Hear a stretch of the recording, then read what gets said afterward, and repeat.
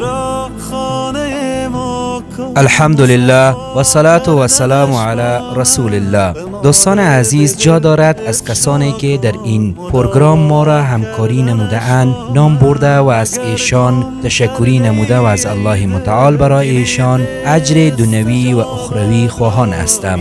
خواهر عزیزمان سودابه جان، برادر بزرگوارمان ابوبکر جان، برادر دیگرمان حبید جان توخی و همچنان برادر عزیزمان مایل جان و مجید جان که کمک زیاد نموده اند. خواهر عزیزمان شبنم جان، برادر عزیزمان حبیب جان و همچنان از برادر عزیز و گرانقدر خویش خواجه جان سیر سپاس می کنم که ما را همکاری نموده اند. الله متعال در میزان حسنات هر از یک ایشان بیفزاید. و سلام علیکم و رحمت الله و برکاته.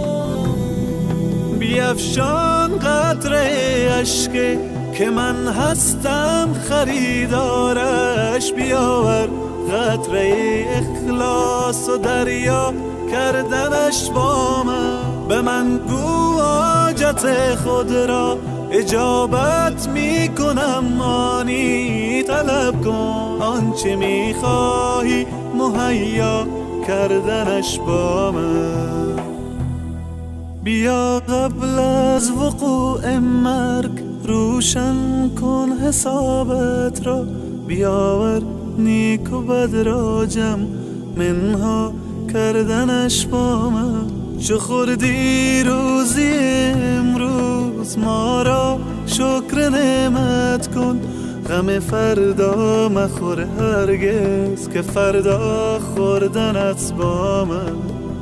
الله اکبر الله، الله اکبر الله، الله اکبر الله، الله اکبر الله.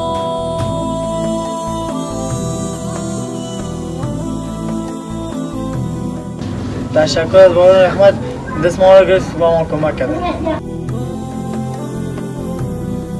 به قرآن آیه رحمت فراوان است ای انسان بخوانی. راه خیلی بود داده آیسا پروردگار اجر نصیب کنه.